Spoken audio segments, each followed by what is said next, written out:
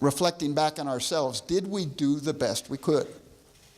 Did we look? Did we ask? Did we reach out before we decided to jump to something? And did we do it for the right reasons?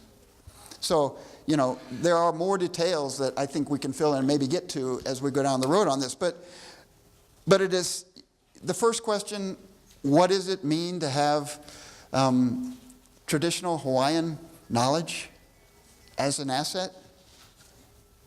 Go live somewhere else. You don't have that asset in most places, any place. Have the capacity to understand what people have been through in terms of living in a confined, limited ecosystem. In terms of sustainability, it is one of the most fantastic assets there are because experiences were had and knowledge was gained. So now we need to just learn the translation. And of course, that's not always easy either. I'm sure it's not even easy for some contemporary Hawaiians trying to figure out what was going on back then. We're all folks trying to do it right and trying to understand. So we have work cut out for us. But you know what? I may be an alarmist. I mean, the question about climate change, no, we're not doing enough. Are we going to accept it? I don't accept it yet. I just don't.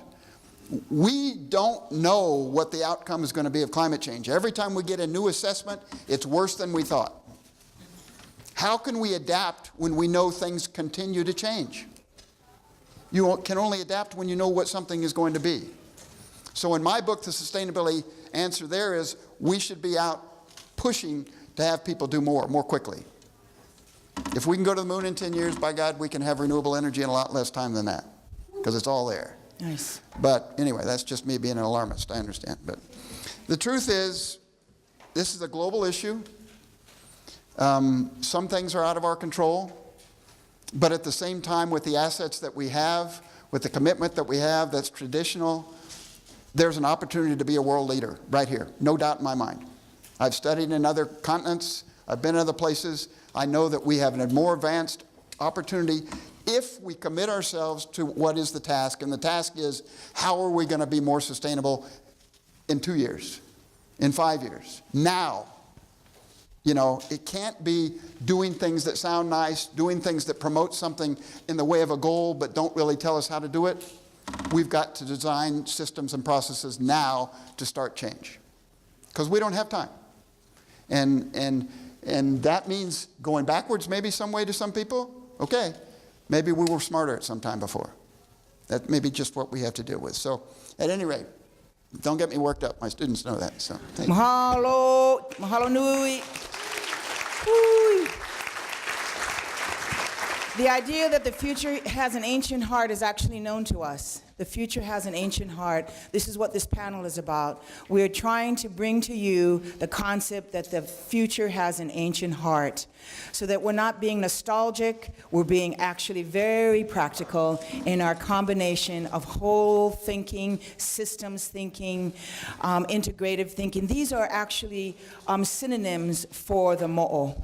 These are synonyms for continuity. These are synonyms for indigeneity. So Albie Miles, can you head in there? And we're going to ask the questions, and then we'll have Albie, if you can just start with the third question: what impedes transformative change at the university, and how can we do better? How can we do better, Albie? Okay, gang, have a good conversation. Way to go, Tim. Mahalo nui.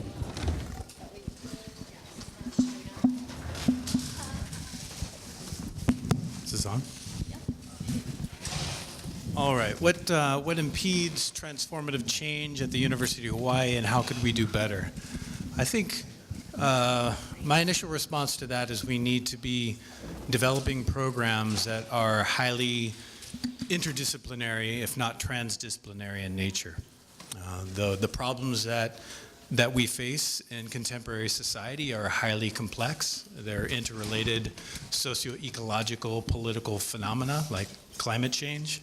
And there's no single disciplinary solution to some of the complex problems that we face. So I think one key step is transforming the way that we do higher education programming so that it is more multidisciplinary, if not transdisciplinary. It's problem-based, and we're training people with real-life skills to tackle real-world problems while integrating our ecological and social theory into the process of learning. So we need to be reorienting rather than indulging, often as we do in higher education, deeply in theory. We need to reorient our model toward addressing real-world problems and backfilling, if you will, theoretical understandings as we go about solving real-world problems. So that's my initial take. Okay. Well, I had a couple thoughts, and I was joking with Matt last night, like what impedes transformative change at the University of Hawaii. So, I mean, I kind of grew up at UH, and I've read, like who runs the university, and I've worked at the CCs. And so from my view, I mean, a lot of it is actually quite simple, and it's just a lack of trust a lot of times, and relationships, and like people not understanding each other. When I worked at the CCs, we worked on a 6-campus collaboration, and like, oh my gosh, the CCs are really frustrated with Manu because you get seen as a second-class institution. And this like budgeting issue, I mean, and it's like, can we just, I don't know, everybody's of age, can we just drink beer together? Like, I mean, like, but those relationships really hold us back. And I think what I valued when I worked at the CCs was working on a grant called the Pre-Engineering Education Collaboration. It was also known locally as IKE, Indigenous Knowledge and Engineering. Thanks, Aaron Hanai, I see people on Bob Franco. But like, we tried to work as a system, and it was really eye-opening, and what helped as a Hawaiian was having these Hawaiian networks, because I knew everybody in the NHSS at every campus, and we would like help each other out and pass students back and forth. And so when students took chemistry at Windward and physics at KCC and math at LCC, like we all kind of kept an eye on it, and actually it didn't cost any more money, but we worked really effectively. And I think, anyways, I'll stop talking and let somebody else answer, but I think relationships could actually help a lot.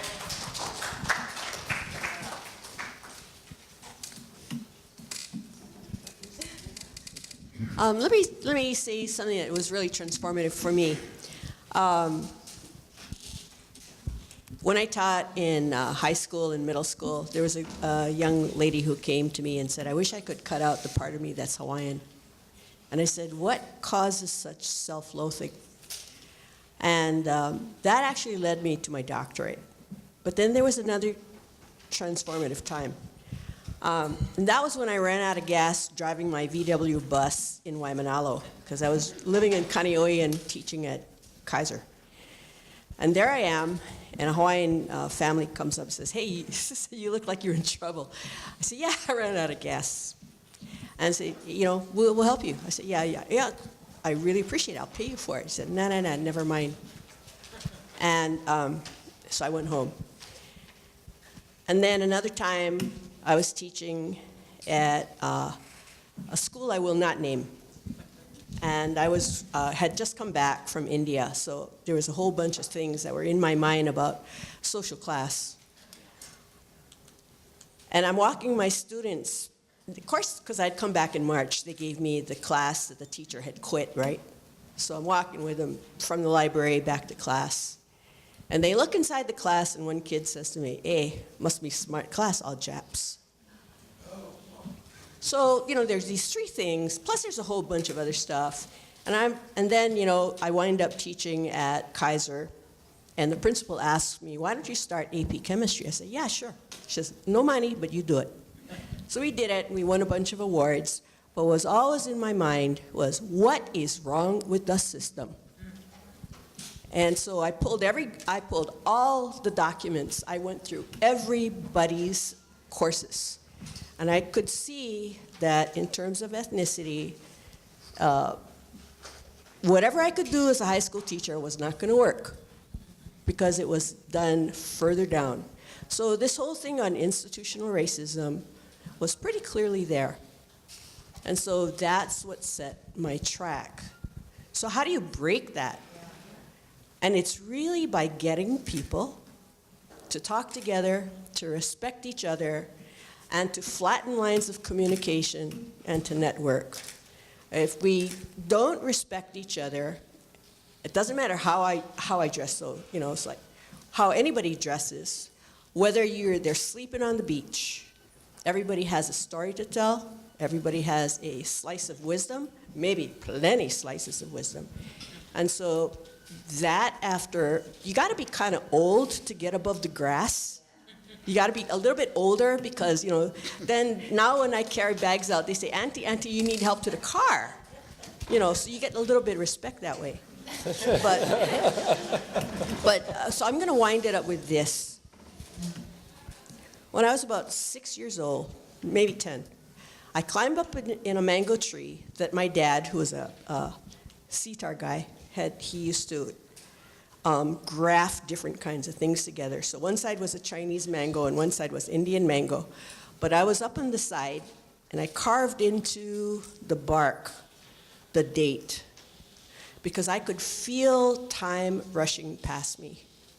But I didn't know what to do with these understandings. As I got older, I actually envisioned myself rising out of a box and being able to see beyond the sides of the box. If we enable people to do that, we ask people to do that, and we ask them to communicate what they see outside the box, I think we'd be in better shape.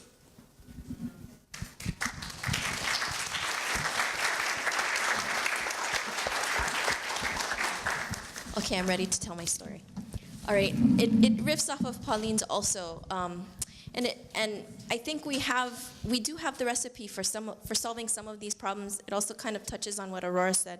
The story I'm going to tell has to do with my very first faculty meeting when I came home, 2013, in the Department of Oceanography, and I get into the room and this older Haole faculty member, who shall remain unnamed, says, Rosie, we're so glad to have you. And I said, oh, wow, thanks, why? And he said, well, maybe you can help us figure out how to better communicate with our local students. And I was thinking, gee, I've been gone for 17 years. You've been here for 17 years. How come you're still having this problem? And so I think one of the easy wins is to begin to break down the barriers between the faculty and their students, and I mean the local students, and understanding who they are. And I think that there's a lot of stereotyping among the faculty about who our students are. We are, at least at Manoa, we're a commuter campus. I hear so much from the faculty in terms of, our students are distracted, when in reality, what the reality is they're not distracted. They're like extraordinary multitaskers who are balancing caring for ohana and working. And I think that if we build that in, and it builds onto the last speaker's idea that if we have humility about our knowledge, and if we have the willingness to learn about the historical things that happened to our people, not just the Native Hawaiians, the immigrants, the plantation workers who came here and made Hawaii their home, if we understand that, I think that we would be more willing to be more open to all of the different solutions that are in front of us. So to me, I think that there is a lot of institutional barriers as it is, but I think that, simple cultural competency, as it begins with our faculty, can do a lot to advance our ability to be open to these solutions. Mahalo. Can you come up here? I just accidentally. Hey, gang, there's a lot of questions that the audience has asked, and I accidentally just zapped it out of there. But Can I add one more, Rosie? Yes, I mean, not just faculty, but just all around. Like within graduate students, when I look at my peers and they want to learn, but they don't have the opportunities within administrators, yeah, there's a lot of opportunities to better understand each other and kind of reduce the animosity. Mahalo.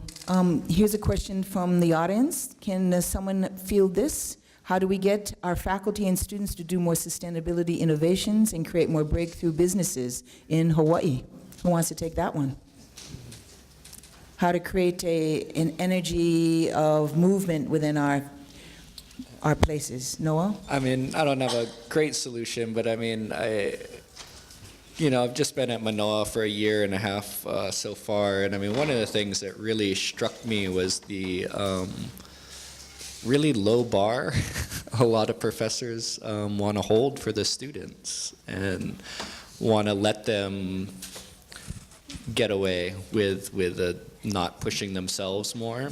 And you know, that's something that I think might just be our department. We had a very, very, very old department as far as who is in there. And we've recently had a lot of young faculty come in and trying to shift that culture a little bit. But you know, envisioning better futures for our students. You know, I feel like my department was training students to go be farm workers, you know, like that's the best you can do coming out of here. You know, this is a party surf school and, you know, we're gonna find you a menial job at a, you know, and that's not the bar, the goal that as a whole the university should be setting. And obviously you can't generalize. There's every professor is an individual and there's some really awesome, amazing professors. But I would like to see us stop, you know, settling. You know, we should always be thinking, how do we make our UH campuses the best in the nation or the world, or, you know, we should be aiming for the stars. And I feel like a lot of people aren't doing that.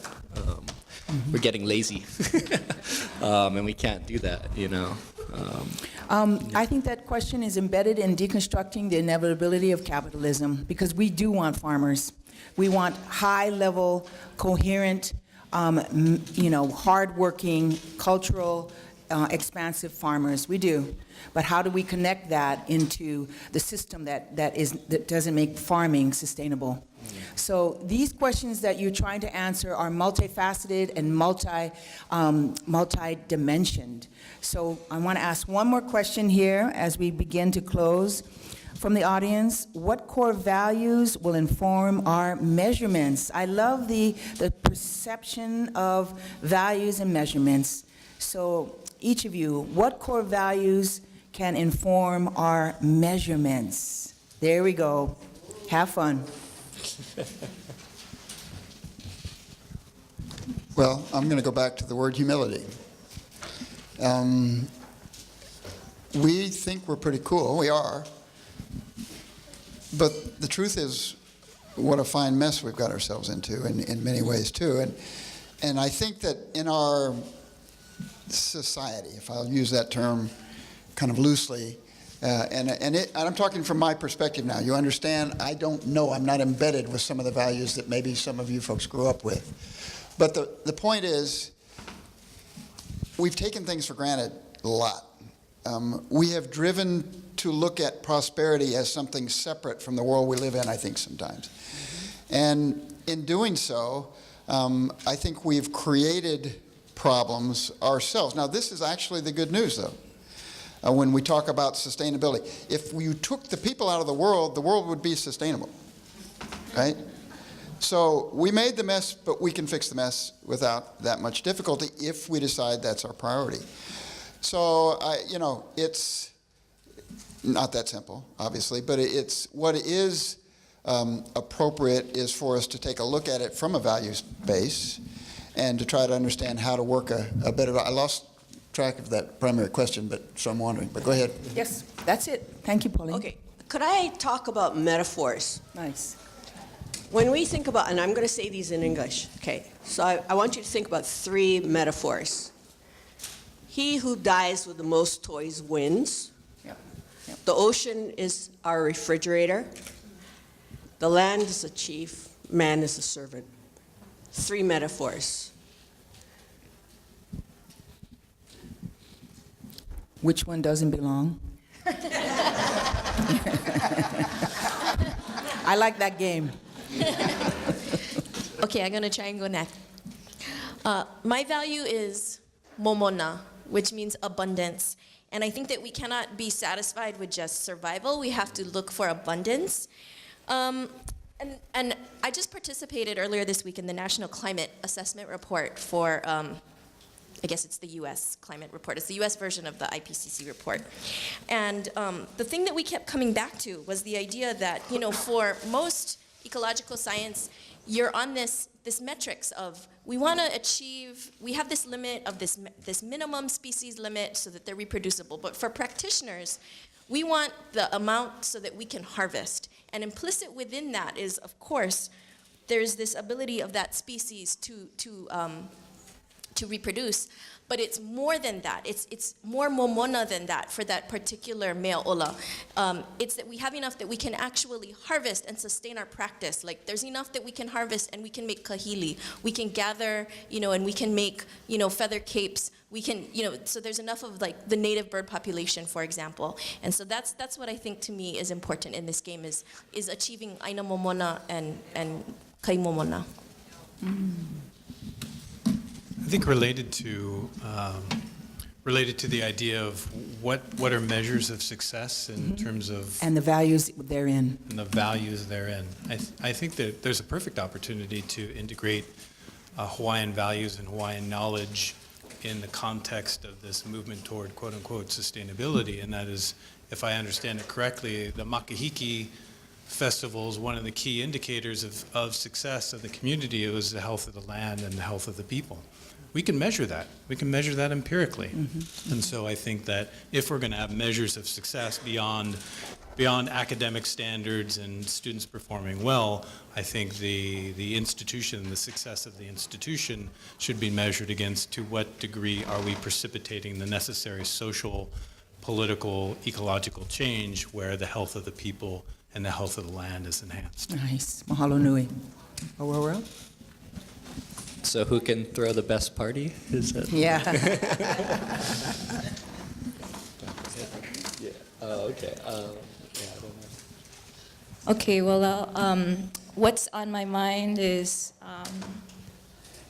maybe kuleana, and I don't know how you measure that, but like if within our students we can instill a sense of kuleana, and the way I think about it is it's individual and collective responsibility. If I need to translate it to modern U.S. politics, it's civic, a sense of understanding how the I fits in the we, because I think that's kind of where, that's an important first step. So kuleana or I don't know the translation, but like the civic responsibility. Okay, mahalo.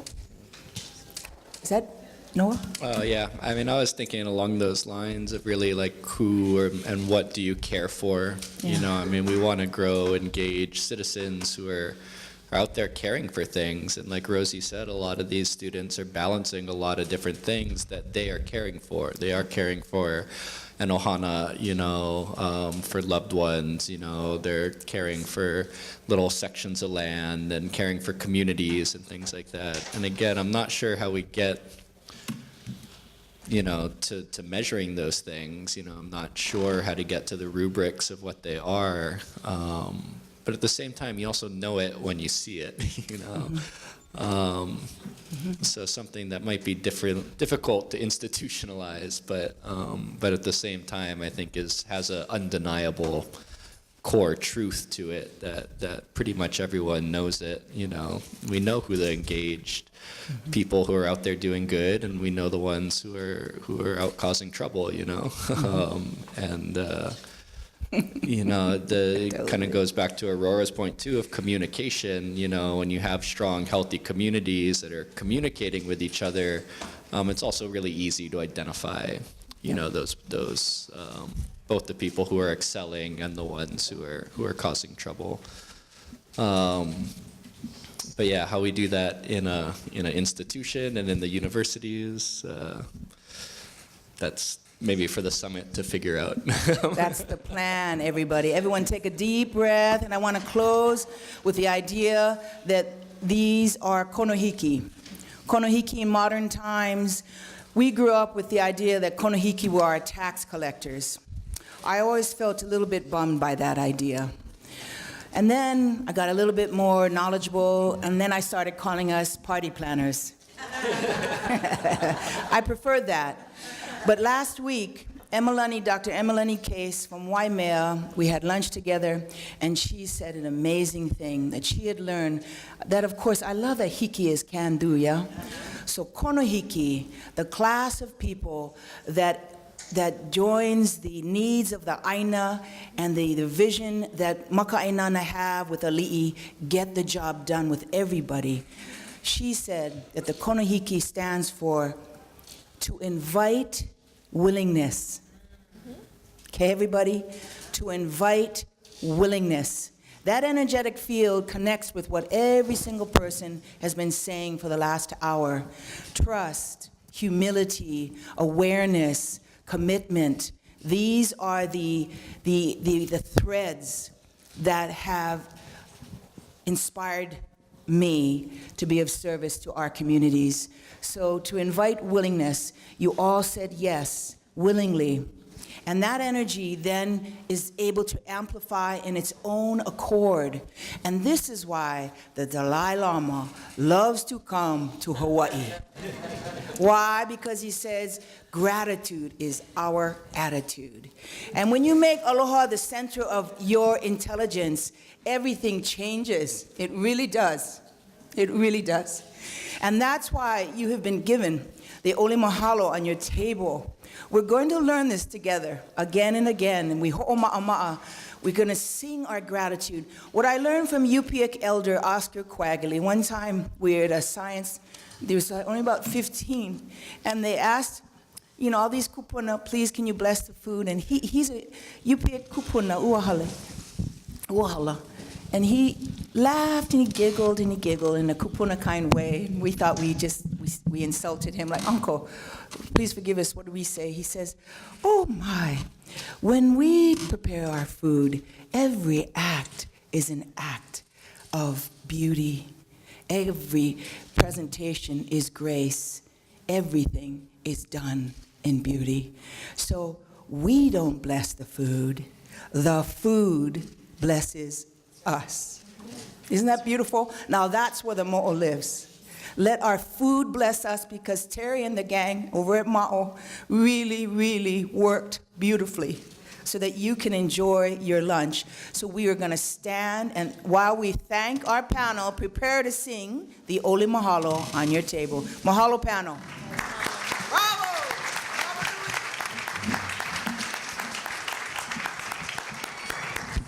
Is everyone ready? Makau kau.